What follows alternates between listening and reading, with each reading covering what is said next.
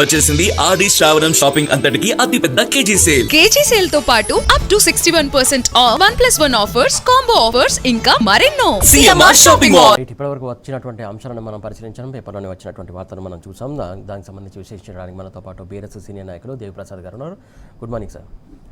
Sir దేవి sir, చూస్తాం నిన్న ఢిల్లీ పర్యటన నేపథ్యంలో కేటీఆర్ సార్ చాలా విషయాలు ప్రస్తావించారు. ఏదైతే నీళ్లకు సంబంధించి ప్రస్తావించారో, అలాగే ఆదిలాబాద్ ప్రాజెక్టు ఏదైతే సిమెంటు ఫ్యాక్టరీకి సంబంధించి పునఃప్రారంభించాలని చెప్పేసి రిక్వెస్ట్ చేసినటువంటి సందర్భంగా ముఖ్యమంత్రి రేవంత్ రెడ్డికి దిగువ రాష్ట్రం ఉన్నటువంటి ఆంధ్రప్రదేశ్కి నీళ్లు ఎట్లా వదులుతున్నారు, ఎంత వివక్ష చూపుతున్నారు తెలంగాణ రాష్ట్రం పట్ల అనేది ప్రస్తావించారు. దానికి సంబంధించి మీరు ఏమంటారు?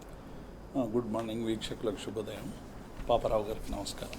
అంటే ప్రధానంగా తెలంగాణ రాష్ట్ర సాధన అనేటువంటిదే నీటి కేంద్రంగా జరిగింది. ఎందుకంటే తెలంగాణ ప్రాంత రైతాంగానికి సరైనటువంటి సాగునీరు లేకపోవడం వల్ల కోట్లాది ఎకరాల మాగాణి అంతా కూడా ఎండిపోయి అవసరమైనటువంటి విద్యుత్ లేక, అవసరమైనటువంటి నీరు లేక తల్లడిల్లి రైతాంగం ఆత్మహత్య చేసుకున్నటువంటి విషయాన్ని మనకందరం కూడా గుర్తుండి ఉంటుంది. అందులో భాగంగానే కేసీఆర్ గారు 14 సంవత్సరాల కాలంలో తెలంగాణ రాష్ట్రం సిద్ధించిన తర్వాత నీటి కోసం ఏమి చేయాలనేటువంటి విషయాన్ని ఒక మేధోమథనం చేసి అధికారంలోకి రాగానే గోదావరి కృష్ణాలో ఉన్నటువంటి నీటి వాటాను సరైనటువంటి రీతిలో ఉపయోగించుకొని నీటిని ఇవ్వాలనేటువంటి ఒక అద్భుతమైనటువంటి ఆలోచనలో భాగంగా వచ్చిందే కాళేశ్వరం ప్రాజెక్టు. ఎందుకంటే గోదావరి మీద మనకున్నటువంటి నీటి వాటాను ఉపయోగించుకుంటూనే సాగునీరుకు, తాగునీరుకు, పారిశ్రామిక అవసరాలకి దాన్ని గతంలో వాళ్ళు డిజైన్ చేసినటువంటి 14 టీఎంసీలను 140 టీఎంసీలకు మార్చి తెలంగాణ రాష్ట్రానికి అవసరమైనటువంటి వరప్రదాయినిగా కాళేశ్వరం తీర్చిదిద్దారు. కాళేశ్వరం ప్రాజెక్టుకు సంబంధించినటువంటి ఫలితాలు మనం అందరం కూడా చూసినాం. గతంలో ఎన్నడూ లేనటువంటి పంట పండేటువంటి పరిస్థితి కానీ, ఎండాకాలంలో చెరువులు నింపేటువంటి పరిస్థితి కానీ, అట్లాగే గ్రౌండ్ వాటర్ రీఛార్జ్ పెరగడం కానీ, దీని ఫలితాలు చాలా అద్భుతంగా వచ్చినాయని చెప్పి అనేక మంది ప్రపంచవ్యాప్తంగా ఉన్నటువంటి అనేక మంది జలవనరుల నిపుణులే అనేక సందర్భాల్లో చెప్పారు. నిన్న కేటీఆర్ గారు కన్నెపల్లికి కేటీఆర్ వర్కింగ్ ప్రెసిడెంట్ కేటీఆర్ గారు అక్కడికి పోయి కన్నెపల్లి దగ్గర పారుతున్నటువంటి నీరు, ఎందుకంటే కింది గోదావరిలో ప్రాణహిత దగ్గర నీళ్లు లేవు అని చెప్పి ముఖ్యమంత్రి రేవంత్ రెడ్డి అన్నందుకు హరీష్ రావు గారు ఇక్కడ ప్రెస్ మీట్ పెట్టి వారు పీపీటీ కూడా ఇవ్వడం జరిగింది. అట్లాగే కేటీఆర్ గారు కూడా అనేక సందర్భాల్లో చెప్పారు. అక్కడ గత వారం రోజులుగా నీళ్లు ఎన్ని క్యూసెక్స్ పారుతున్నాయి అనేటువంటి విషయాన్ని చాలా స్పష్టంగా చెప్పి మేడిగడ్డి దగ్గర కాఫర్ డ్యామ్ కట్టి మేడిగడ్డ బ్యారేజ్ నింపకుండానే సుందిల్లా లేకుంటే అన్నారం నుంచి ఎల్లంపల్లి ద్వారా తెలంగాణ ప్రజలకు నీళ్ళు ఇచ్చేటువంటి అవకాశం ఉన్నప్పటికీ కూడా చంద్రబాబుకు అక్కడ ఏదైతే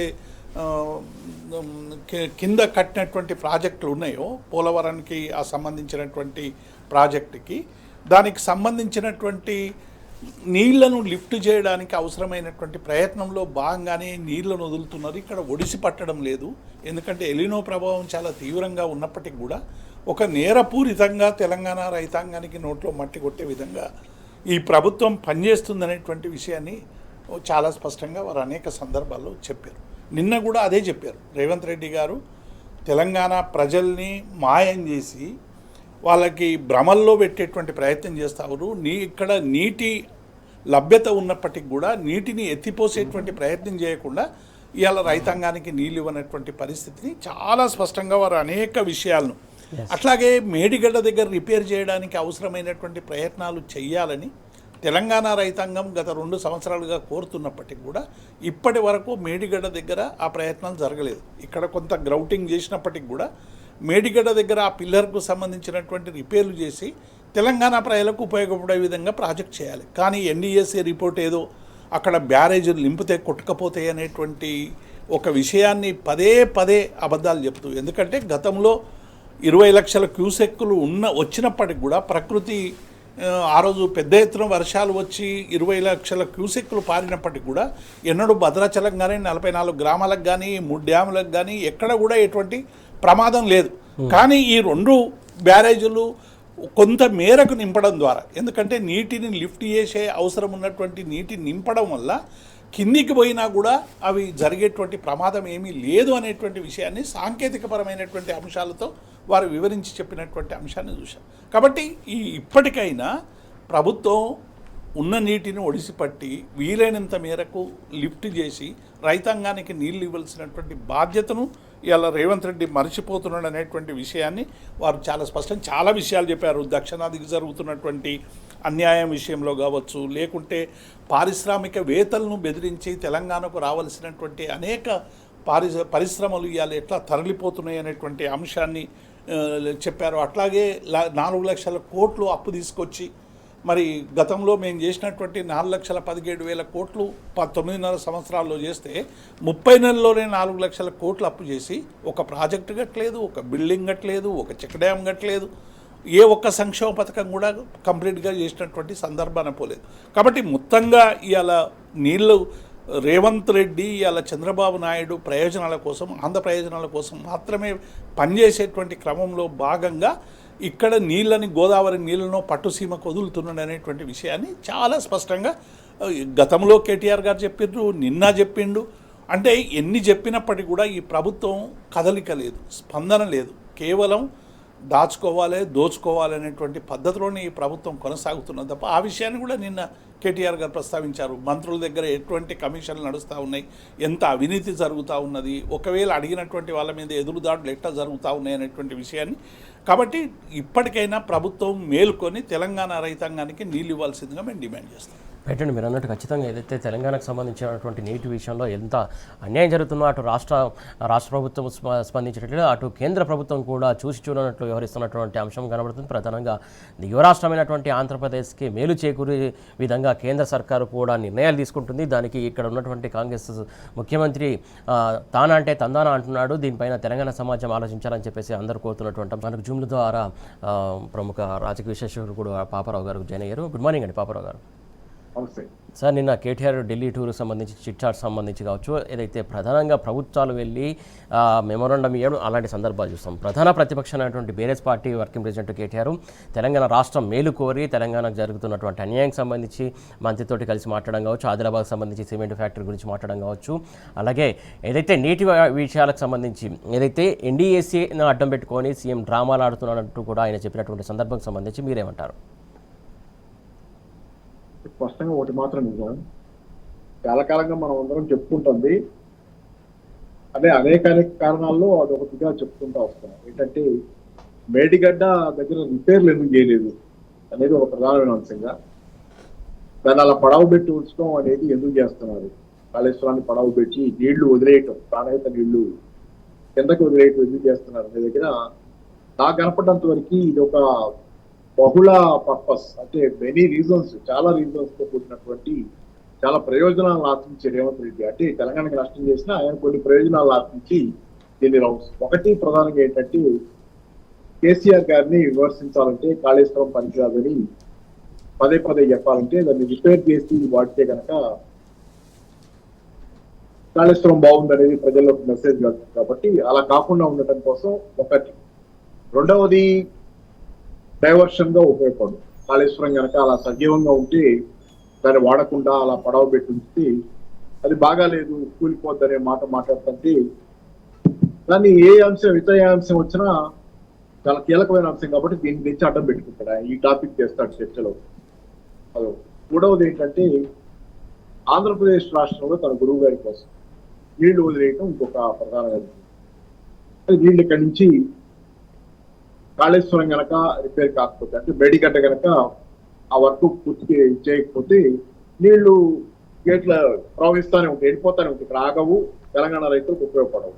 కాబట్టి అయిపోయి డెల్టాని సస్యశ్యామలం చేయడానికి వాడుకోవడానికి పనికొచ్చే విధంగా చంద్రబాబు కూడా నిన్న మొన్న అంటున్నాడు. ఇక్కడ నిన్న మొన్న నేను ఒక చూసాను చంద్రబాబుని, డెల్టాకి నీళ్లు ఇస్తున్నాం ఇట్లాంటి పరిస్థితులు కూడా చూస్తున్నాడు.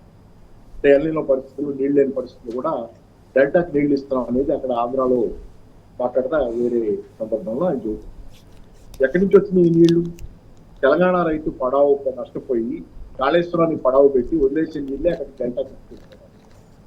కాబట్టి ఈ నీళ్లు వదిలేయటం వెనక ఉద్దేశం ఏంటంటే గురువు గారి సేవలో తనని ప్రమోట్ చేసినటువంటి వాళ్ళ సేవలో తరించింది.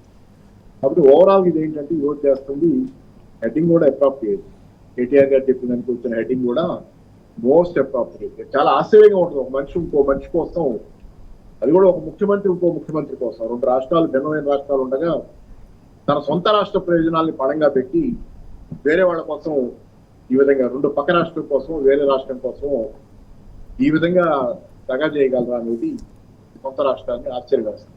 కానీ నాకు గుర్తు నార్వే అనుకుంటా, రెండవ ప్రపంచ యుద్ధ కాలంలో హిట్లర్ దాడులు చేసుకుంటూ వెళ్తున్నాడు, దేశం తర్వాత దేశాన్ని జయించుకుంటా యుద్ధం చేస్తా వెళ్తున్నాడు. హిట్లర్తోనే పోల్చుకున్నాడు కదా ఈ మహానుభావుడు కూడా. అది చేసుకుంటూ వెళ్తున్నప్పుడు నార్వే దేశంలో క్విజ్లింగ్ అనే ప్రైమ్ మినిస్టర్ అనుకుంటారు, క్విజ్లింగ్ ఆయన ప్రైమ్ మినిస్టర్, ప్రెసిడెంట్ కాదు, ప్రైమ్ మినిస్టర్ ఆయన ఉండేవాడు నార్వేలో, ఆయన పేరు క్విజ్లింగ్. ఆయన పోరాటం చేయాల్సింది పోయి దాడి చేస్తున్నటువంటి హిట్లర్ సేనల మీద సాధారణంగా హిట్లర్కి ఆహ్వానం పలికి దేశాన్ని అప్పగించాడు. ద్రోహి, అందుకని ఏంటంటే ద్రోహి అనే పదానికి పర్యాయ పదంగా క్విజ్లింగ్ అనే మాట వాడతారు ఆ రోజు నుంచి. ఇక్కడ డిక్షనరీలో చూడండి, క్విజ్లింగ్ అంటే నార్వే ప్రధాని ఆ రోజు తన దేశానికి, సొంత దేశానికి చేసిన ద్రోహానికి గుర్తుగా ఆయన పేరునే ద్రోహానికి పర్యాయ పదంగా మార్చారు, క్విజ్లింగ్. అట్లాగే రేవంత్ రెడ్డి గారి పేరు కూడా రేపు తెలుగు పరిభాషలో ద్రోహానికి పరిభాషగా మారుతుంది, ద్రోహానికి మళ్ళీ పర్యాయ పదంగా మారుతుంది. అంటే సొంత ప్రజలకి, సొంత రాష్ట్రానికి ఈ స్థాయిలో ద్రోహం చేస్తున్నటువంటి వ్యక్తి. ఇది మన తెలంగాణ తల్లి విగ్రహం దగ్గర నుంచి తెలంగాణకు ఉన్నటువంటి అనేక గుర్తుల్ని చెరిపేసే ప్రయత్నం, కేసీఆర్ గుర్తుల్ని చెరిపేస్తారంట, తెలంగాణ ప్రజల జీవితాలతో చెలగాటమాడుతున్నటువంటి పరిస్థితి రోజు రేవంత్ రెడ్డి చేస్తున్నారు. ఈ క్రమంలోనే మీరు చూస్తే ఆత్మహత్యలు పెరగడం అనేది మళ్ళీ ఈ రోజు రైతాంగం ఆత్మహత్యలు తెలంగాణలో ఎలా పెరుగుతున్నాయో స్పష్టంగా కనపడుతుంది. కేసీఆర్ గారి హయాంలో 2014, 15, 2023 మధ్య 2014లో అప్పుడే వచ్చిన రాష్ట్రంలో 1357 ఆత్మహత్యలు జరిగినాయి సుమారుగా ఆ సంవత్సరంలో. అప్పుడే తెలంగాణ వచ్చింది, ఇంకా మన నిర్మాణం దిగిలి కదా. తర్వాత 2023 నాటికి రైతు ఆత్మహత్యలు 56, 57 తగ్గిపోయింది. 1356, 57 నుంచి కొత్త 56కి తగ్గింది. అంటే 96% రైతు ఆత్మహత్యల్ని కేసీఆర్ గారు ఆ రోజు తన విధానాల ద్వారా తగ్గించగలిగారు. దానిలో ముఖ్యమైనటువంటి కీలకమైనటువంటి పాత్ర కాళేశ్వరంది కూడా. దాంతోపాటు రైతు బంధు ఉంది, 24 గంటల విద్యుత్ ఉంది, ఇవన్నీ కలిపి అనేక పథకాలు కలిపి కాళేశ్వరం కేంద్ర బిందువుగా ఈ రోజుకి రైతాంగ సమస్య పరిష్కారం వెనక అది ఉంది. అట్లాంటి కాళేశ్వరం తెలంగాణకి నీటికి గుండెకాయ లాంటి కాళేశ్వరం మీద ఈ రోజు దెబ్బ కొట్టడం ద్వారా, ఆ నీటిని కాళేశ్వరాన్ని పడవబెట్టి ఆంధ్రప్రదేశ్ తరలించడం ద్వారా అత్యంత దుర్మార్గమైనటువంటి నీచమైన, ఎందుకంటే నీచత్వం ఇంకోటి ఉండదు, దశాబ్దాల తరబడి అన్యాయం అయిపోయిన తెలంగాణ ప్రజలకి ఆఖరికి తెలంగాణ మనిషే, సొంత మనిషే వచ్చి ద్రోహం చేయడం అనేది అంతకంటే నీచత్వం ఏమవుతుంది. వాళ్ళకి ఎప్పుడూ అన్నారు కదా, పరాయివాడు ద్రోహం చేస్తే ఇది చేస్తుంటూ పారదోలుతా ఉన్నట్టు అని, సొంతవాడు ద్రోహం చేస్తే అక్కడే పాతరేస్తా ఉన్నట్టు. మరి అందుకనే రేణుకా చౌదరి గారు ఒక మాట అన్నారు, నిన్న వచ్చింది కదా, చర్చ కూడా వచ్చింది వేరే సందర్భంగా. రేణుకా చౌదరి గారు ట్వీట్ చేసినట్టున్నారు, తెలంగాణలో కాంగ్రెస్ పార్టీ పని అయిపోయింది అనేది సారాంశం రావు, బదరాం అయిపోయింది. అది ఇప్పుడు ఆమె లేటుగా కళ్ళు తెచ్చారు. ఆమె మీద గౌరవంతోనే చెబుతున్నాను, దాన్ని ఒప్పుకున్నారు, ఆమె మీద గౌరవంతోనే చెబుతున్నాను. కానీ ఆమె చాలా లేటుగా కళ్ళు తెచ్చారు. ఎప్పుడో బదనాం రేవంత్ రెడ్డి సీట్లో కూర్చున్న తెల్లారి నుంచే అబద్ధాల ప్రవాహం మొదలైన రోజు నుంచే, ఆ అబద్ధాలను జనానికి అర్థమవుతున్న రోజు నుంచే కాంగ్రెస్ పార్టీ గౌరవం జనాల్లో పోవటం మొదలైంది. ఇప్పటికే చేయిదారిపోయింది పరిస్థితి కాంగ్రెస్ పార్టీ. కానీ తెలంగాణ జనజీవితం ఇబ్బంది పడుతుంది, ఇక్కట్ల పాలవుతుంది. తెలంగాణ కోలుకోలేని విధంగా దెబ్బతినే పరిస్థితులు ఉండి రేవంత్ రెడ్డి తెస్తున్నాడు కాబట్టి, ముఖ్యంగా నీళ్ల విషయంలో, నీళ్లకు కనుక ఈరోజు హక్కులు వదులుకుంటే, వరద నీళ్లు వాడుకుంటున్నాం అంటున్నాడు ఆయన, రేపు చంద్రబాబు గారు వరద జలాలు వాడుకుంటున్నామని. రేపు పొద్దున ఇదే చూపిస్తాడు కారణం, అది రేపు పొద్దున తన ప్రాజెక్టుల కోసం, బనకచర్ల కోసం, దేనికోసం. కాబట్టి ఈ హక్కులు కనుక ఒకసారి కోల్పోతే తెచ్చుకోవడం అంత ఈజీ కాదు. కాబట్టి శాశ్వత ప్రాతిపదికన తెలంగాణకి డ్యామేజ్ చేస్తున్న ద్రోహిగా రేవంత్ రెడ్డి ఉన్నారు. కాబట్టి దీని మీద తక్షణం కాంగ్రెస్ హైకమాండ్, ఆంధ్రప్రదేశ్ మీద వాళ్ళకి ప్రేమ ఉంటే ఉండొచ్చు, కానీ తెలంగాణకి ద్రోహం చేసి ఆంధ్రప్రదేశ్ చేయాలనేది తప్పు. కాంగ్రెస్ హైకమాండ్ కదలాలి. మొన్న ఆయన మాట్లాడిన మాటలు, ఇంజనీర్ల గురించి మాట్లాడిన మాటలు, ప్రతిపక్షాల గురించి, వీళ్ళ రక్తం కావాలన్నట్టు, వీళ్ళ రక్తం పారించాలి పొలాల్లో అన్నట్టు, అట్లాంటి మాటలు అసలు మామూలుగా రావు ఎవరికై, ఆలోచన కూడా రాదు మనిషి. రక్త పిపాసి ధోరణి చూపిస్తున్నటువంటి వ్యక్తి. ప్రతి మాట అదే కాదు, ఆయన సెన్సార్ చేసుకుంటే చెప్తే వచ్చే ప్రతి మాట ఇలాగే ఉంటుంది. సందర్భం సమయం లేకుండా ఇష్టానుసారం మాట్లాడటం, ఎవరిని పడితే వాళ్ళని కానీ ఏంటంటే ఇట్లాంటి దుర్మార్గమైన వ్యవహార శైలికి పరిష్కారం ఈ ప్రభుత్వం మారటం మాత్రమే అనేది మాత్రం ప్రజలంతా గుర్తిస్తున్నారు. ఎప్పుడు వస్తుందా టైం అని చూస్తున్నారు. కనీసం కాంగ్రెస్ హైకమాండ్ తెలంగాణ ప్రజల మీద కనికరం చూపించి ఈ దుర్మార్గమైన పాలన నుంచి కనీసం విముక్తి కల్పిస్తే ఈసారి గెలిపించరు, కానీ భవిష్యత్తులో ఎప్పుడైనా ఆలోచించే అవకాశం కాంగ్రెస్ హైకమాండ్ కి ఇస్తారు. మళ్ళీ కాంగ్రెస్ ఎప్పుడైనా అవకాశం. ఈ పరిస్థితిలో కాంగ్రెస్ పార్టీకి ఈ రోజు ఉన్నటువంటి పరిస్థితి ఏంటంటే ఈ దరిదాపుల్లో కనుచూపు మేరలో కాంగ్రెస్ ని ప్రజలు ఆదరించే స్థితే లేదు. మనసులో కాంగ్రెస్ చేసిన దుర్మార్గాలు ప్రజలు నాటుకుపోయింది. ఎంత దుర్మార్గంగా ప్రవర్తిస్తున్నారు వీళ్ళు. ఆయన రేవంత్ రెడ్డి ఒకటే కాదు, మంత్రివర్గంలో చాలా మంది వ్యవహార శైలి ఏంటంటే ఏదో చచ్చినోడిపేటకి వచ్చిందే కట్నం అన్నట్టు, ఎటు నెక్స్ట్ టైం గెలవం కాబట్టి ఈసారి ఇది సర్దుకుందాం, జాగ్రత్త పడదాం అంటే జాగ్రత్త పడడం అంటే అది అవినీతి కానీ ఇది కానీ తయారైనటువంటి పరిపాలన. అంటే ప్రజలని గాలికి వదిలేసి ప్రజల సమస్యలు పెరిగిపోతుంటే, ప్రజల మీద ఇంత దాడులు జరుగుతుంటే ఏమాత్రం దయాదాక్షిణ్యాలు లేకుండా రాజకీయ నాయకులు కనీసం స్పందన ఉండాలి కదా. ప్రజల పట్ల కొన్ని లోపాలు ఉండొచ్చు, కొంతమంది ఉండొచ్చు, కానీ అసలు ప్రజల పట్ల స్పందనే లేకుండా సొంతం చూసుకునేది, రాజకీయాలను ఒక వ్యాపారంగా ఆలోచించే విధానం మంచిది కాదు. అందుకే జీవన్ రెడ్డి గారు లాంటి మంచి మనిషి ఆయన అక్కడ ఉండలేననుకొని ఇటు వచ్చేసింది పరిస్థితి. రాజీ పడలేక దానిలోనే ఒదిగి ఆయన కూడా వాళ్ళలాగా తయారవ్వలేక వద్దు నాకు ఇది అనుకుని ఆయన బయటకు వచ్చేసి బీఆర్ఎస్ తో ప్రయాణం మొదలుపెట్టిన పరిస్థితి. ఇక్కడే నాకు సరైన పోతారు. సైద్ధాంతికంగా అంత కమిటెడ్ గా కాంగ్రెస్ ఉండే వ్యక్తికి కాంగ్రెస్ లో గతి లేకుండా చేసినటువంటి దుర్మార్గమైనటువంటి వ్యవహార శైలి ఈ రోజు నడుస్తున్నారు. రైట్ అండి. దేవి సార్ ప్రధానంగా కృష్ణా భీమా కూడా వెలవెలబోతున్నటువంటి పరిస్థితి. ఇటు గోదావరి నీళ్లు యథేచ్ఛగా దోచుకెళ్తున్నారు, కృష్ణా కూడా ఎండిపోతుంది, డెల్టా మొత్తం. అసలు ఇంత జరుగుతున్నా కూడా ఎందుకు కాంగ్రెస్ సర్కార్ ఇంత ముద్దునిద్రపోతుంది అనుకోవాలి? అంటే ఒక్కటి, ఇంతకుముందే పాపారావు గారు చెప్పినట్టు తెలంగాణ ప్రజల పట్ల సరైనటువంటి సోయి ప్రభుత్వం ఇలా కాంగ్రెస్ ప్రభుత్వం. ఎందుకంటే కాంగ్రెస్ పార్టీ అంటేనే మనం అనేక సందర్భాలు చేయడం, అవినీతికి మారుపేరు, అంగిలాగు అబద్ధాలకు సంబంధించినటువంటి విషయాలు కూడా అనేకం చర్చలోకి వస్తున్నాయి. అంటే రేవంత్ రెడ్డి గారు ప్రజలకు సంబంధించినటువంటి సమస్యల పరిష్కారం కోసం పనిచేయకుండా కేవలం కాంగ్రెస్ నాయకులను సంతృప్తిపరచడానికి దేశవ్యాప్తంగా ఉన్నటువంటి కాంగ్రెస్ నాయకులకు అవసరమైనటువంటి అన్ని రకాల సహాయ సహకారాలు అందించడానికి పనిచేస్తుండే తప్ప ఈ ప్రాంత ప్రజల అవసరాలకి పనిచేస్తలేడు అనేటువంటిది చాలా స్పష్టం. ఇది ఒక్క సమస్య కాదు. నీటి విషయంలో ఇవాళ మన హక్కులన్నీ కూడా కేంద్రానికి తాకట్టు పెట్టేటువంటి ప్రయత్నం ఉన్న 3 మంత్రులు తుంగభద్ర గేటుకు సంబంధించినప్పుడు పోయినప్పుడు 3 ముఖ్యమంత్రులతో సంబంధించినటువంటి సంబంధాలు చూసినాం. అక్కడ తుంగభద్రకు ఒక సమాంతర రిజర్వాయర్ నిర్మిస్తున్నా కూడా దానికి అక్కడ ఉన్నటువంటి నావాలి రిజర్వాయర్కి ఎక్స్టెన్షన్ చేస్తున్నప్పటికీ కూడా ఎన్నడూ కూడా మన ప్రభుత్వం ఆబ్జెక్షన్ చెప్పినటువంటి పరిస్థితి. మన రాష్ట్ర విభజనకు సంబంధించినటువంటి అంశాల్లోనే ఈ కృష్ణా ట్రిబ్యునల్కు సంబంధించినటువంటి ఏవి కూడా అలొకేషన్స్ తేలేంత వరకు కూడా ఎక్కడ కూడా నూతన ప్రాజెక్టులు కట్టొద్దనేటువంటి నిబంధన ఉన్నప్పటికీ కూడా ఇలా పోలవరం బంకచర్ల అనేటువంటిది 200 TMCలను తరలించేటువంటి ప్రయత్నం చేస్తే నమస్తే తెలంగాణ, టీ న్యూస్, బీఆర్ఎస్ పెద్ద ఎత్తున ఈ విషయాన్ని బట్టబయలు చేసిన తర్వాత దాన్ని నల్లమల సాగర్ రూపంలో తరలించడానికి రకరకాల ప్రయత్నాలు చేస్తుండు. దాన్ని ఎన్నడూ కూడా సీరియస్గా ఆబ్జెక్షన్ చెప్పినటువంటి పరిస్థితి చూసాం. నిన్న మొన్న సుప్రీంకోర్టులో వచ్చినటువంటి వాద్యాల సందర్భంగా కూడా రాష్ట్ర ప్రభుత్వం అనుసరించినటువంటి విధానం చూస్తూ ఉంటే ఆంధ్రప్రదేశ్కు మోకరిల్లేటువంటి ప్రయత్నం చేస్తున్నది తప్ప తెలంగాణ జలవనరుల హక్కుల్ని కాపాడడంలో ఈ రాష్ట్ర ప్రభుత్వం విఫలమైందనేటువంటి మాట వాస్తవం. అనేక విషయాలు ఇవాళ కేటీఆర్ గారు నిన్న పోయి CCIకి సంబంధించినటువంటి 2000 కోట్ల పెట్టుబడితో ఉన్నటువంటి ఆదిలాబాద్లో ఉన్నటువంటి CCI పునరుద్ధరణ కావాలని చెప్పి అక్కడ సాధన సమితి పెద్ద ఎత్తున ఇవాళ పోరాటంలోకి దిగి డిమాండ్ చేస్తూ ఉంటే ప్రభుత్వం నుంచి స్పందన లేదు. చివరి కేటీఆర్ గారు నిన్న పోయి మంత్రిని కలిసి సానుకూలంగా స్పందించండి అని చెప్తా ఉన్నారు. అది ఏ మేరకు వస్తుందో మనం చూడాలి.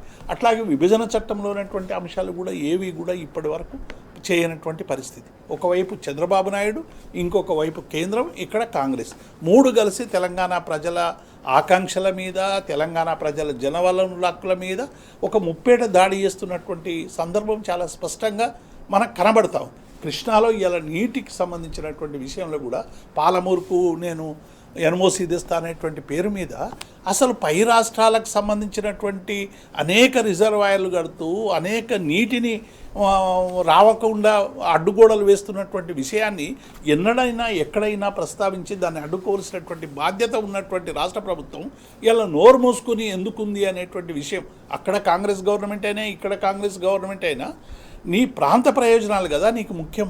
తెలంగాణ ప్రజలు ఒక వీరోచితమైనటువంటి పోరాటం చేసి స్వరాష్ట్రం సాధించుకున్నది ఎందుకు? మన వనరుల్ని సమర్థవంతంగా మనం వినియోగించుకోవడానికి.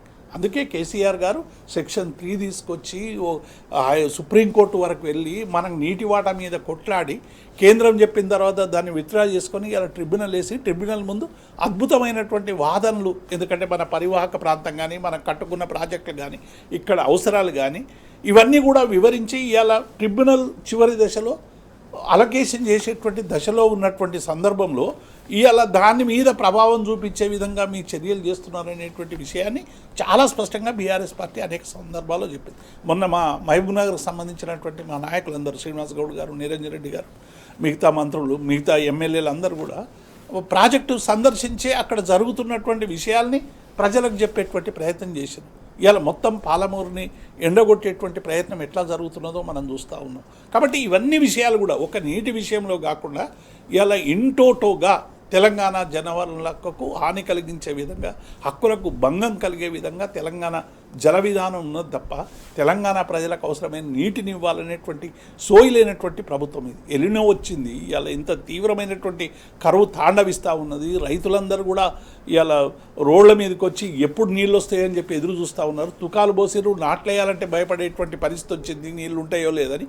ఇటువంటి సందర్భంలో నీటి నోడిసిపెట్టి రైతాంగానికి భరోసా ఇవ్వాల్సినటువంటి రాష్ట్ర ప్రభుత్వం చేతులెత్తేయడం అనేటువంటిది దుర్మార్గమైనటువంటి చర్య.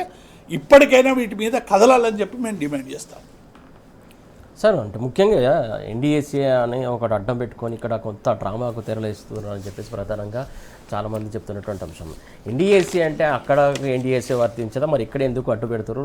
పోలవరం ప్రాజెక్ట్ సంబంధించి అంశానికి సంబంధించి ప్రస్తావన వస్తున్నటువంటి అంశం ఎందుకు దాన్ని అంత హైలైట్ చేసినటువంటి అంశం? ఇప్పుడు ఎన్డీఎస్ఏను ఎన్డీఏ రిపోర్ట్ అని నిన్న కేటీఆర్ గారు చాలా గతంలో చెప్పారు, నిన్న కూడా చెప్పారు. కారణం ఏంటంటే అసెంబ్లీ ఎన్నికలకు పోయే ముందు ఎన్డీఎస్ఏ వచ్చి కాళేశ్వరం ప్రాజెక్టును పరిశీలించి ఒక ప్రైమరీ రిపోర్టు ఇచ్చేటువంటి ప్రయత్నం చేసింది.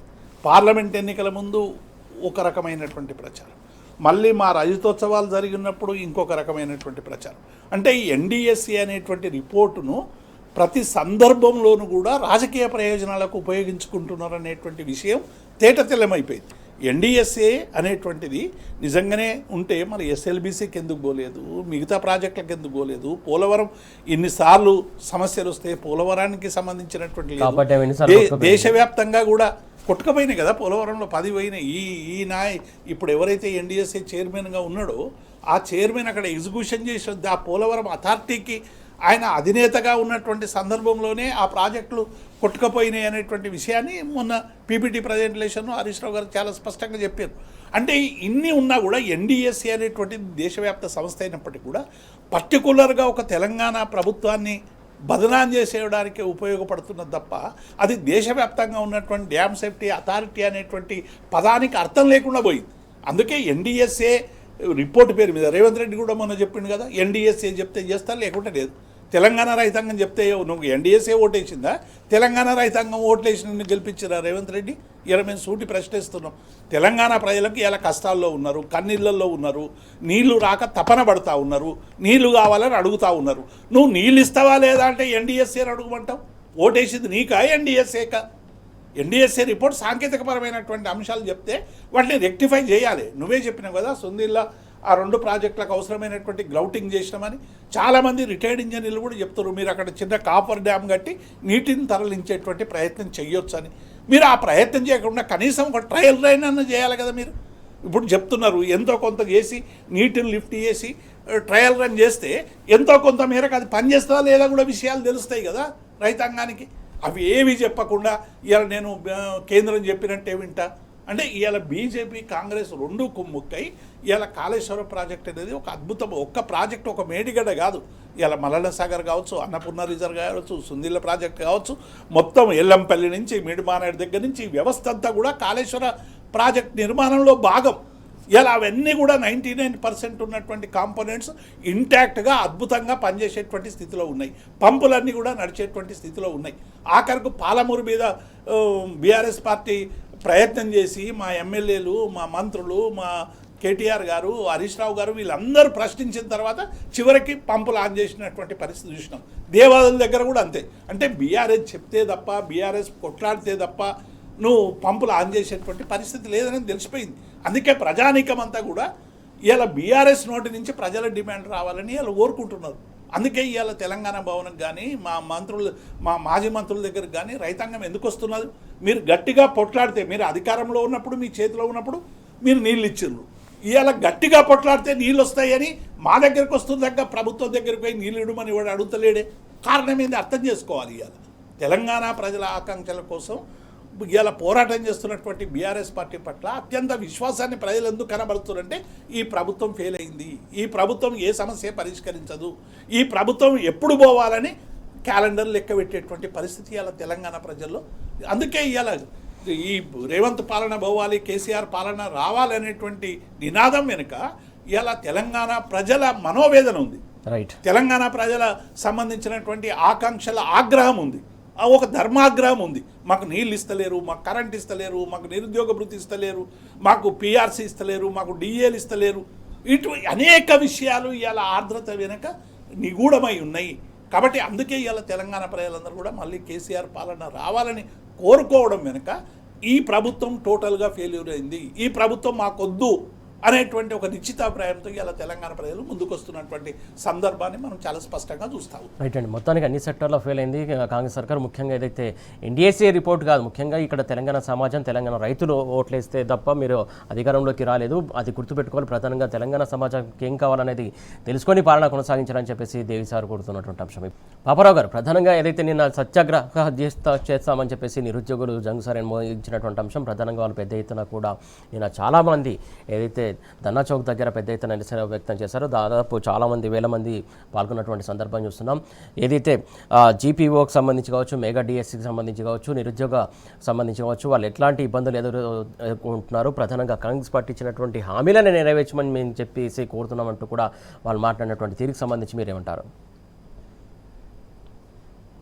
రేవంత్ రెడ్డి మొన్న 2023 ఎన్నికల క్రమంలో చేసిన దగా అబద్ధాల క్రమంలో అత్యంత ఎక్కువగా మోసపోయిన వాళ్ళు నిరుద్యోగులు, రైతులతో పాటుగా. వాళ్ళకి ఆ రోజు అరచేతులు వైకుంఠం తెప్పించి రాహుల్ గాంధీ గారు అశోక్ నగర్ కూడా వెళ్ళి అక్కడ బావర్చి బిర్యానీ తిన్నారు. దాంతో పాటుగా టీ తాగుతా నిరుద్యోగ యువకులకి కబుర్లు చెప్పి, ఆ తర్వాత ఈరోజు చూసుకుంటే మొత్తంగా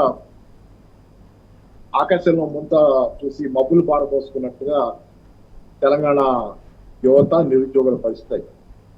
ఏంటంటే ఆ రోజు కేసీఆర్ గారి ప్రభుత్వ హయాంలో 23 లక్షల దాకా నాకు తెలిసి కూర్చున్నారు. అక్కడికి కొంచెం ఉద్యోగాలు, ప్రైవేట్ ఉద్యోగాలు వచ్చింది. దాంతో పాటుగా 1,00,000 పైన 1,50,000 అనుకుంటా దేశంలోనే అత్యధిక స్థాయిలో కేంద్ర ప్రభుత్వం కంటే కూడా ప్రతి 10,000 మందికి అనుకుంటా, అది డేటా ఉంది కానీ నాకు తెలియదు, 10,000 మంది లేకపోతే ఏదైనా ఆ నెంబరు వాళ్ళలో ఉద్యోగార్థులు ఇంతమంది అంటే వాళ్ళలో ఎంతమందికి ఉద్యోగాలు వచ్చినాయి ఒక రాష్ట్రంలో కానీ దేశవ్యాప్తంగా చూస్తే తెలంగాణలో హైయెస్ట్ నెంబర్ ప్రభుత్వ ఉద్యోగాలు ఇచ్చిన రాష్ట్రం ఆ మొత్తం 10 ఏళ్ల కాలంలో తెలంగాణ.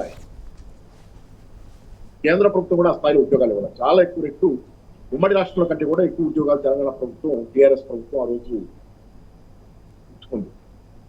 అలాగే ప్రైవేట్ ఉద్యోగాలు. అట్లాంటి పరిస్థితి నుంచి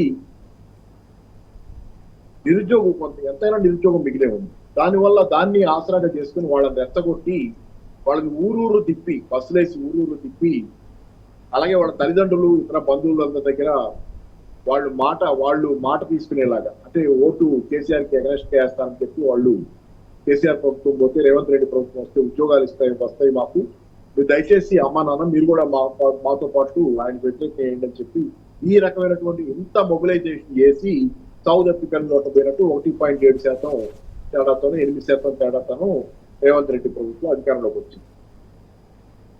ఈరోజు నిరుద్యోగుల కళలు పటాపంచలవుతాయి కాదు, చేతిలో ఉన్నటువంటి అవకాశాలు కేసీఆర్ గారి ప్రభుత్వం ఉండగా సాఫీగా నడుస్తా సాధ్యమైన అవకాశాలు, ఏది జోనల్ సిస్టమ్ తేవటం దగ్గర నుంచి లోకల్ రిజర్వేషన్ అమలు జరగటానికి అంటే లోకల్స్కి ఉద్యోగాలు రావడానికి ఉన్నటువంటి అన్ని అవకాశాలను సద్వినియోగం చేసుకునే అన్ని చర్యల దగ్గర నుంచి ఆ రోజు జరిగినటువంటి మొత్తాన్ని ఈ రోజు కోల్పోయింది యువత. దాంతో చాలా ఆగ్రహంగా ఉన్నారు యువకులు, విద్యార్థులు. సరే, మనకు తెలిసిందే కాంగ్రెస్ పార్టీ దేశంలో కూడా ఎందుకు పుట్టిందని. నిరుద్యోగ సమస్య మూలం. ఈరోజు నేను పదే అనేక సంవత్సరాలుగా చెబుతుంది ఒకటి, ఈ దేశంలో రెండే వర్గాలు ప్రధానంగా దేశ భవిష్యత్తు నిర్ణయించుకోవటం. ఒకటి రైతాంగం, గ్రామీణ ప్రాంతాల్లో మినిమం సపోర్ట్ ప్రైస్ అడుగుతున్నటువంటి రైతాంగం. కేసీఆర్ గారి హయాంలో రాష్ట్ర ప్రభుత్వ పరిధిలో ఏదైతే ఉందో అదంతా రైతుల కోసం చేశారు. ఇన్పుట్ సబ్సిడీ ఇవ్వడం దగ్గర నుంచి 24 గంటల విద్యుత్ ఇవ్వడం దగ్గర నుంచి నీళ్లు సరఫరా చేయడం దాకా రాష్ట్ర ప్రభుత్వం చేయగలిగింది మొత్తం ఇన్పుట్ సైడ్ కేసీఆర్ గారు చేశారు. అవుట్పుట్ సైడ్ అంటే ఉత్పత్తి వచ్చిన తర్వాత కూడా కొనుగోలు చేశారు. కానీ దానికి మినిమం సపోర్ట్ ప్రైస్ కి సంబంధించి చేయాల్సింది కేంద్ర ప్రభుత్వం. ఆ మినిమం సపోర్ట్ ప్రైస్ గురించి రైతాంగం ఆ రోజు రోడ్లెక్కి ఢిల్లీలో పెద్ద ఉద్యమం చేస్తే దానికి ఆఖరికి క్షమాపణ చెప్పారు. అది అయిపోయింది, రైతు పిల్లలు విత్డ్రా చేసుకున్నారు, అక్కడ ఆగి ఉంది అంతే. అందుకని ఈ రోజు దేశ భవిష్యత్తు నిర్ణయించిపోయేది రైతాంగం. గ్రామీణ ప్రాంతాల్లో వాళ్ళు అడుగుతున్న మినిమం సపోర్ట్ ప్రైస్ గురించిన ఎవరి స్టాండ్ ఏంటనేది ఒకటి. రెండవది, నగర ప్రాంతాల్లో నిరుద్యోగ యువకులు, కోట్లాది సంఖ్యలో పెరిగిపోతున్నటువంటి నిరుద్యోగ యువకుల సైన్యం ఈరోజు. వీళ్ళని అట్లాంటి నిరుద్యోగ యువకుల్ని సాధ్యమైనంత తన పరిధిలో ఉంది కూడా చేయకుండా రేవంత్ రెడ్డి గారు ఈరోజు వాళ్ళకు కూడా ద్రోహం చేశారు. పైగా కేసీఆర్ గారి ప్రభుత్వం ఇచ్చినటువంటి ఒక 60,000 ఉద్యోగాలు ఏదో నేను ఇచ్చానని చెప్పి అబద్ధపు కబుర్లు చెబుతుంటే వాళ్ళు కూడా ఎదురు అడుగుతున్నారు. మాకు తెలుసు, కథంతా తెలుసు అని వాళ్ళు చెబుతున్నారు. అంటే ఇప్పుడు ఆఖరి పోలీస్ కానిస్టేబుల్ ఉద్యోగాల గురించి ఇప్పుడు నిన్న జరిగిన ధర్నాలో అదొక ప్రధానమైన. ఈ రోజు నిరుద్యోగ యువత పోటెత్తుతున్నారు, ప్రశ్నిస్తున్నారు, ఎదురు తిరుగుతున్నారు. కాబట్టి దేశ భవిష్యత్తు ఈ రెండు వర్గాలు ముందు కాలంలో రెండు సమస్యలు, మినిమం సపోర్ట్ ప్రైస్, నిరుద్యోగం. ఒక పక్క రైతులు, ఒక పక్క నిరుద్యోగ యువజనులు. వీళ్ళు నిర్ణయించబోతున్నారు. వీళ్ళ సమస్యల్ని పరిష్కారం చేయగలిగిన వాళ్ళు, వీళ్ళ పట్ల జెన్యూన్ గా కన్సర్న్ చూపించే వాళ్ళు మాత్రమే దేశ భవిష్యత్తుని ఈరోజు కాన్ఫిడెన్స్ పొందగలరు, ప్రజల విశ్వాసాన్ని చూడగలరు, వాళ్ళతో ఉండగలరు.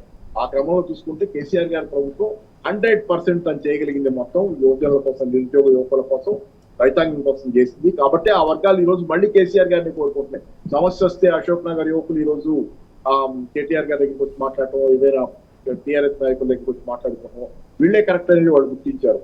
కొన్ని ఆ రోజు జరగకపోవచ్చు, ఎందుకంటే పరిస్థితుల ప్రభావం తప్పితే ప్రయత్న లోపం కాదు అనేది వీళ్ళు 100% తెలంగాణ కోసం ప్రాణం పనిచేయగలిగే వాళ్ళు వీళ్ళు అనేది గుర్తిస్తున్నారు. కాబట్టి ఈ రోజు వీళ్ళకి ఆదరణ ఉంది. ప్రజలు ఆ రోజు తప్పుదో పట్టించబడ్డారు. చేతిలో వైకుంఠం చూపించి వాళ్ళని తప్పుదో పట్టించారు యువజనుడి వెళ్ళని.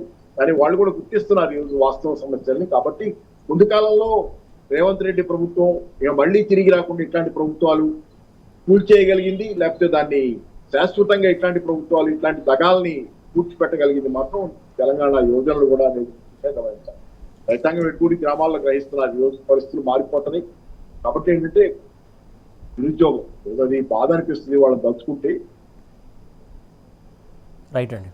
మొత్తానికి ఏదైతే కాంగ్రెస్ సర్కారు అలవిగాని హామీలు ఇచ్చి ప్రధానంగా అటు రైతులను మోసింది, రెండోది ఇటు నిరుద్యోగులను కూడా మోసం చేసింది. వారికి న్యాయం జరిగేంత వరకు నిరుద్యోగులు పోరాటం చేస్తుంటారు. అలాగే ప్రధాన ప్రతిపక్షమైనటువంటి బీఆర్ఎస్ కూడా దానికి సంబంధించి పోరాటం చేస్తున్నటువంటి అంశం మనం చూస్తా ఉన్నాం. దేవి సార్, ప్రధానంగా మనం చూసుకున్నట్లయితే ఏదైతే నిరుద్యోగులు పెద్ద ఎత్తున నిన్న జంగ్సారిని మోగించారు, నిరసన వ్యక్తం చేశారు. ప్రధానంగా వారికి ఇచ్చినటువంటి హామీలు నెరవేర్చాలని, దాంతోపాటుగా అలాగే ఈ నెల 18వ తారీఖు కూడా బీఆర్ఎస్ పార్టీ ఏదైతే సరూనగర్ వేదికగా వాళ్ళు ఇచ్చినటువంటి కాంగ్రెస్ పార్టీ డిక్లరేషన్ చేసినటువంటి ప్లేస్ నుంచి ఆల్రెడీ యువతను పిలుస్తున్నటువంటి సందర్భం, దానికి సంబంధించి ఇచ్చినటువంటి హామీలను నెరవేర్చేంత వరకు పోరాటం చేస్తామని చెప్పేసి ఆ కార్యక్రమం కూడా పూనుకున్నటువంటి అంశం. దీనికి సంబంధించి మీరేమంటారు? ఇప్పుడు కాంగ్రెస్ పార్టీ అలవిగానే హామీలు ఇచ్చింది, 6 గ్యారంటీలు, 420 హామీలు. దాంతోపాటు Warangal declaration, Saroor Nagar declaration, Chevella declaration, Kamareddy declaration, ఇవన్నీ కూడా డిక్లరేషన్ల పేరిట, కామారెడ్డి డిక్లరేషన్ బీసీల పేరిట మోసం చేసింది, వరంగల్లో రైతుల పేరిట మోసం చేసింది. ఇక్కడ నిరుద్యోగులకు సంబంధించి సరూర్నగర్లో కేటీఆర్ గారు వరంగల్లో రైతులకు సంబంధించినటువంటి డిక్లరేషన్ చేసినటువంటి మోసాన్ని వివరించడానికే వరంగల్ డిక్లరేషన్లు కూడా పెద్ద ఎత్తున సభ పెట్టి రైతులకు ఇస్తామన్న రుణమాఫీ, రైతు బంధు, రైతు కూలీలకు ఇవన్నీ కూడా ఎట్లా మోసం చేశారనేటువంటి విషయాన్ని అక్కడ స్పష్టంగా. ప్రధానంగా 8 మే 2023 నాడు సరూర్ నగర్లో ఈ నాయకులు నమ్మరని చెప్పి ఆమెను కూడా పట్టుకొచ్చారు ఢిల్లీ నుంచి. ప్రియాంక గాంధీని పట్టుకొచ్చి ఆమెతో చెప్పించి ఇగో ఈ రాష్ట్ర నాయకుల ముఖాలు చూస్తే మీరు నమ్ముతలేరు, నన్నನ್ನು చూసి నమ్మండి అని చెప్పి నిరుద్యోగులకు అనేక హామీలు ఇచ్చారు. 2 లక్షల ఉద్యోగాలు ప్రతి ఏటా ఇస్తాం, జాబ్ క్యాలెండర్ ప్రకటిస్తామని చెప్పి 2 లక్షల ఉద్యోగాలు 30 నెలలు దాటింది, 10,000 ఉద్యోగాలు కూడా ఇవ్వలేదు. గతంలో కేసీఆర్ గారి పరిపాలనలో ఇచ్చినటువంటి నోటిఫికేషన్లు కంప్లీట్ ప్రాసెస్ అయిన తర్వాత only appointment letters Revanth Reddy ప్రభుత్వం ఇచ్చినాయి 50,000, అవి మిగతాయి 10,000, 11,000 మాత్రమే వీళ్ళు ఇచ్చినటువంటి సందర్భాన్ని చూసాం. రోజు నిరుద్యోగ యువకులందరూ కూడా అశోక్ నగర్లో, చిక్కడపల్లిలో, దిల్సుఖ్ నగర్లో పెద్ద ఎత్తున ఆందోళన చేస్తారు. మాకు 2 లక్షల ఉద్యోగాలు ఇస్తున్నారు, ఈ పార్టీ మోసం చేసింది, మీరు ఉద్యోగాలు ఇస్తారా లేదా అని ప్రభుత్వంతో తాడో పేడో తెలుసుకోవడానికి వీరోచితమైనటువంటి పోరాటాలు ఒకవైపు జరుగుతాము.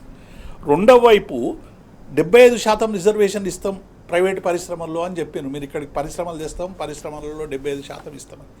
ఇవాళ పరిశ్రమలు వచ్చుడు దేవుడు ఎరుగు, ఎక్కడ కూడా తెలంగాణ వాళ్ళకు ఉద్యోగం ఇవ్వనటువంటి పరిస్థితి చాలా స్పష్టంగా కనబడుతుంది. అట్లాగే ఉద్యమంలో అమరవీరులకు ఉద్యోగాలు ఇస్తామన్నారు. కేసీఆర్ గారు 611 మందిని గుర్తించి 611 మందికి ఆ రోజు 9.5 సంవత్సరాల్లో మేము 611 ఉద్యోగాలు అమరవీరుల కుటుంబాలకు ఇచ్చినాం, 10 లక్షల రూపాయల ఆర్థిక సహాయం చేసినాం. కానీ ఇది 30 నెలలు దాటింది. మీరు ఇచ్చిన హామీలో ఒక్క అమరవీరుల కుటుంబానికైనా ఉద్యోగం ఇచ్చిండ్రా, ఒక్క పెన్షన్ అయినా ఇచ్చిండ్రా? ఓ అమరవీరులకు సంబంధించిన ఏమో 6గురినో 7గురినో కొంత సెలెక్ట్ చేసి వాళ్ళకు ₹1 కోటి భూమి ఇచ్చుడు తప్ప తెలంగాణ ఉద్యమకారులకు సంబంధించినటువంటి ఏ అంశంలో కూడా పురోగతి పడనటువంటి సందర్భాన్ని చూసాం. కాబట్టి ఈ డిమాండ్లన్నింటినీ కూడా ఇవాళ రాష్ట్ర ప్రభుత్వం మోసం చేస్తూ ఉంది. ఇవాళ హామీలు ఇచ్చి మోసం చేసిందని ఇవాళ సరూర్ నగర్ చలో సరూర్ నగర్ అనేటువంటి కార్యక్రమాన్ని ఇవాళ తీసుకొని పెద్ద ఎత్తున తెలంగాణ ప్రజలకు చేసినటువంటి మోసాలని వివరించేటువంటి ప్రయత్నం చేస్తారు. ఇవాళ డిక్లరేషన్ అన్ని డిక్లరేషన్లు డెత్ డిక్లరేషన్గా మారినాయి. 42% బీసీలకు రిజర్వేషన్, కామారెడ్డిలో డిక్లరేషన్ ద్వారా లేదు, వరంగల్ డిక్లరేషన్ ద్వారా రైతులకు ఇచ్చిన హామీలో పురోగతి లేదు, సరూర్ నగర్లో నిరుద్యోగులకు ఇచ్చినటువంటి హామీలలో పురోగతి లేదు. ఇంటోటగా చూస్తే 6 గ్యారెంటీలు 420 హామీలు ఇచ్చి ఇవాళ తెలంగాణ ప్రభుత్వం ఇవాళ అధికారంలోకి వచ్చిన తర్వాత 30 నెలలు అయిపోయింది. కేటీఆర్ గారు చాలా సందర్భాల్లో చెప్పినారు, ఇంటర్వ్యూలు అయిపోయింది. సినిమా ఎవరైనా చూస్తే బ్లాక్ బస్టర్ కావన్నా డిజాస్టర్ కావన్నా మొదటి ఇంటర్వ్యూల కంటే ముందే తెలుస్తుంది. ఇది మొత్తం డిజాస్టర్ అయిందని అటువంటి విషయం ఇలా తెలిసిపోయింది. కాబట్టి ఈ 2 సంవత్సరాలు మిగిలినటువంటి కాలంలో ఇక ఈ ప్రభుత్వం మీద పోరాటం తప్ప ఇంకో మార్గం లేదు. మెడలు వంచి ఇచ్చినటువంటి హామీలు అమలు చేయడానికి అవసరమైనటువంటి పోరాటం నిర్వహించాలని ఇలా బీఆర్ఎస్ పార్టీ స్పష్టంగా నిర్ణయించుకొని కార్యక్షేత్రంలో పనిచేస్తూ ఒకవైపు నీటి కోసం, ఇంకొక వైపు ఉద్యోగాల కోసం, ఇంకొక వైపు దోచుకుంటున్నటువంటి భూముల్ని, కబ్జా చేస్తున్నటువంటి భూముల్ని అడ్డుకునేటువంటి ప్రయత్నం చేస్తూ, ఇంకొక వైపు నిరుద్యోగ యువకులకు, ఉద్యోగులకు రావాల్సినటువంటి డిమాండ్ల సాధన కోసం ఇవాళ చేస్తున్నటువంటి అన్ని పోరాటాల్లో ఇవాళ మమేకమై బీఆర్ఎస్ పార్టీ ముందుకు పోతాం. రైట్ అండి. బాబురావు సార్, ప్రధానంగా మనం ఏదైతే కాంగ్రెస్ పార్టీ ఇచ్చినటువంటి హామీలకు డిక్లరేషన్ సంబంధించి బీఆర్ఎస్ పార్టీ ప్రధానంగా ఫైట్ చేస్తున్నటువంటి అంశం, ఇచ్చినటువంటి హామీలు నెరవేర్చే వరకు కూడా ఖచ్చితంగా ప్రధాన ప్రతిపక్షమైనటువంటి బీఆర్ఎస్ పార్టీ ప్రశ్నిస్తుంది, నిలదీస్తుందని చెప్పేసి చెప్తున్నటువంటి అంశం సంబంధించి మీరేమంటారు?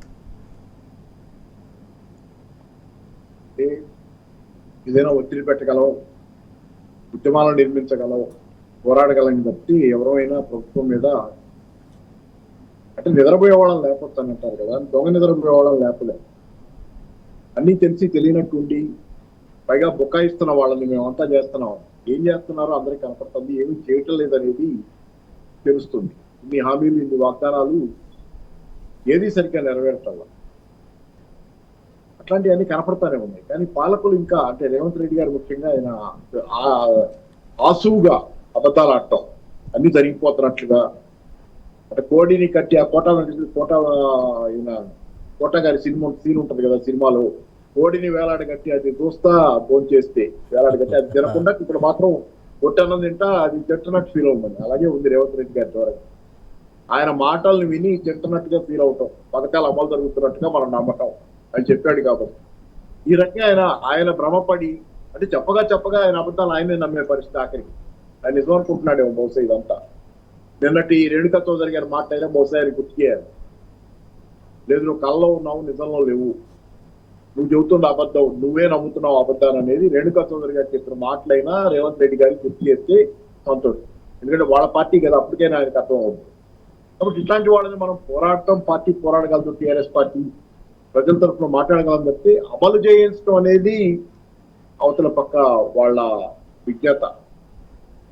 తెలంగాణ ఇది ఉంటది కదా, ఇక్కడ కాసేపు ఉండి అక్కడ ఇక్కడ కాసేపు పోవాలి, అక్కడ కాసేపు పోవాలి. రేవంత్ రెడ్డి గారికి పోయేది ఏముంది ఇక్కడ? ఓకే, రేపు ఇక్కడ పరిస్థితి బాగాలేకపోతే ఆయన ఇంకో పార్టీలో పోవాలని తత్వం. ఆల్రెడీ 2 పడవల మీద కాళ్ళు వేసిపోతున్నాడు. బీజేపీతో పక్క ఆటగాగుతున్నాడు, రెండో పక్కన కాంగ్రెస్ లో ముఖ్యమంత్రిగా ఉన్నాడు. ఆయనకి పోయేదే ఉంది. ఇట్లాంటి అన్ని పార్టీలు మారాడు దర్దాపుగా. ఆయనకి పోయేదే ఉంది, పార్టీ పోతే ఇంకో పార్టీలోకి పోయి అక్కడ సాగించుకుంటానని అనుకుంటున్నాడు ఆయన. రైట్ అండి. కానీ ఇక్కడ ఏంటంటే అసలు బ్రాండ్ రేవంత్ రెడ్డి అనేది ఈ రోజు తెలంగాణలో బదనామైంది. ఆయన పేరు ఆయన ఎక్కడికి పోతే అక్కడ నాశనం అవుతుంది. రేపు పొద్దున పొరపాటున బీజేపీ వాళ్ళు ఏదో అప్పుడు ఊరికే సరదాగా అన్నారో మరి ఏమన్నారో మోడీ గారు అన్నారు కదా, అట్లా ఒకవేళ బీజేపీ వాళ్ళు చేర్చుకున్నా బీజేపీ కూడా సమూలంగా నాశనం అయిపోయారు. ఈ రోజు రేవంత్ రెడ్డి అంత క్యాచ్ తెచ్చుకున్నారు తెలంగాణ. రైట్ అండి, థ్యాంక్ యూ అండి, thank you so much Paparao గారు, thank you so much Deviprasad గారు, థ్యాంక్ యూ అండి. మొత్తం చూస్తున్నాం కదా, పరిపాలనా దక్షత లేని వ్యక్తి పాలిస్తే ఎలాగ ఉంటుంది. ప్రధాన ప్రతిపక్షం అనేటువంటి బీఆర్ఎస్ పార్టీ ఖచ్చితంగా ఏదైతే కాంగ్రెస్ పార్టీ ఇచ్చినటువంటి హామీలను ఖచ్చితంగా ప్రశ్నిస్తుంది. ఆ హామీలు అమలయ్యేంత వరకు కూడా బీఆర్ఎస్ పార్టీ తెలంగాణ సమాజం పట్ల పోరాడుతూనే ఉంటుందని చెప్పేసి చెప్తున్నటువంటి అంశం ఇది. వాటి వార్తలు వాస్తవాలు. Keep watching tea news.